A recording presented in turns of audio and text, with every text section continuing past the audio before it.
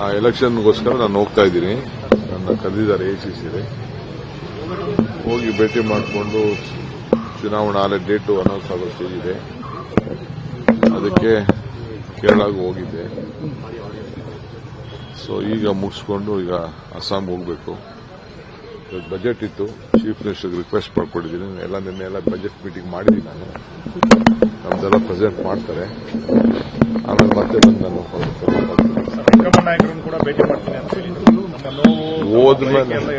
ಹೋದ್ಮೇಲೆ ಎಲ್ಲರನ್ನೂ ಭೇಟಿ ಮಾಡೋದು. ಯಾರು ಸಿಗ್ತಾರೆ ಅವರೆಲ್ಲ ಭೇಟಿ ಮಾಡೋದು. ಪಾರ್ಲಿಮೆಂಟ್ ನಡೀತಾ ಇರ್ತದೆ.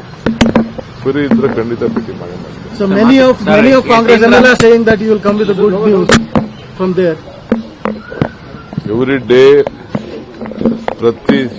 is a good news for me. Every day is a good life for me. Every day is a good beginning for me. Every day is a successful day for me. So ಪ್ರತಿದಿನನೂ ನಂಗೆ ಒಳ್ಳೇದೇ, ಪ್ರತಿದಿನನೂ ಸಂತೋಷನೇ, ಪ್ರತಿದಿನನೂ ಸಂತೋಷದ ದಿನನೇ, ಪ್ರತಿದಿನನೂ ಕಷ್ಟದ ದಿನನೇ. ಯಾವುದು ಏನು ಸುಲಭ ಇಲ್ಲ. ಪ್ರತಿದಿನನೂ ಜನರನ್ನ ಸಮಸ್ಯೆನ ಬಗೆಹರಿಸಬೇಕಾದ್ರೆ ಅನೇಕ ಕಷ್ಟಗಳು, ಕಾರ್ಪಣ್ಯಗಳು ಇದ್ದೇ ಇರ್ತವೆ.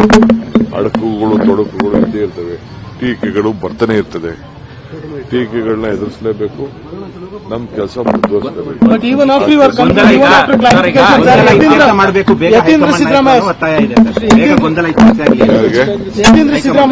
ಗೊಂದಲ ಏನಿಲ್ಲ. ಗೊಂದಲ ಯಾರಿಗೂ ಬೇರೆಯವ್ರಿಗೆ ಇರ್ಬೋದು, ನನಗೆ ಯಾವ ಗೊಂದಲನೂ ಇಲ್ಲ.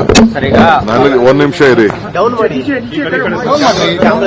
ಯಾರು ಒಬ್ರು ಮಾತಾಡ್ತೀನಿ, ನಾನು ಹೋಗ್ತಾ ಇರ್ತೀನಿ. ಈಗ ನೋಡ್ರಿ, ನಾನು ಸಿದ್ದರಾಮಯ್ಯನವರು ಏನ್ ಮಾತಾಡಿದೀವಿ ನನಗೆ ಗೊತ್ತು. ನಾವಿಬ್ಬರೇ ಕದ್ದು ಮುಚ್ಚಿ ಮಾತಾಡ್ಕೊಂಡಿದ್ದೀವಿ. ನಮ್ಮ ಪಕ್ಷದ ವರಿಷ್ಠರು ನಾವು ಎಲ್ಲ ಸೇರಿ ಮಾತಾಡಿದ್ವಿ. ಆ ಮಾತು ಪ್ರಕಾರ ಇಬ್ರು ನಾವು ಮಾತಾಡ್ಕೊಂಡಿದ್ದೀವಿ. ಬೇರೆಯವರೆಲ್ಲ ಇದಕ್ಕೆ ಟೆನ್ಷನ್ ತಗೊಳ್ಳೋದು, ಸ್ಟೇಟ್ಮೆಂಟ್ ಕೊಡೋದ್ರಿಂದ ಯಾರಿಗೂ ಏನೂ ಪ್ರಯೋಜನ ಆಗುದಿಲ್ಲ. ಯಾರಿಗೂ ಏನು ಪ್ರಯೋಜನ ಇಲ್ಲ. ಅವ್ರು ಯಾರಾದ್ರೂ ಸ್ಟೇಟ್ಮೆಂಟ್ ಕೊಡ್ತಾ ಇದ್ದಾರೆ, ನನ್ನ ಪರ ಕೊಡ್ತಾ ಇರ್ಬೋದು, ನನ್ನ ವಿರುದ್ಧ ಕೊಡ್ತಾ ಇರ್ಬೋದು, ಮಂತ್ರಿಗಳಿರ್ಬೋದು, ಶಾಸಕರಿರ್ಬೋದು, ಯಾರೇ ಇರಲಿ. ಪಾರ್ಟಿ ಡ್ಯಾಮೇಜಿಂಗ್ ಸ್ಟೇಟ್ಮೆಂಟ್ಗಳೇ ಹೊರತು ಪಾರ್ಟಿಗೆ ಒಳ್ಳೇದು ಮಾಡೋ ಸ್ಟೇಟ್ಮೆಂಟ್ ಎಲ್ಲ ಬಾಯಿ ಮುಚ್ಕೊಂಡು ಸುಮ್ಮನೆ ಇದ್ರೆ ಒಳ್ಳೇದು ಅಂತ ಮಲ್ಲಿಕಾರ್ಜುನ ಖರ್ಗೆ ಸಾಹೇಬರು ಹೇಳಿದ್ದಾರೆ. ಅದನ್ನ ನಾವು ಪಾಲನೆ ಮಾಡ್ಕೊಂಡು ಹೋಗ್ಬೇಕು. ನಾವು ಮಾತಾಡಿದ್ರೆ ನೋಟಿಸ್ ಕೊಡ್ತಾರೆ, ಯತೀಂದ್ರವ್ರಿಗೆ ನೋಟಿಸ್ ಕೊಡಲ್ಲ ಅನ್ನೋ ಪ್ರಶ್ನೆಯನ್ನ ಇಕ್ಬಾಲ್ ಹುಸೇನ್ ಅವರು ಮಾಡಿದ್ದಾರೆ. ಹೈಕಮಾಂಡ್ ಕೇಳೋಣ.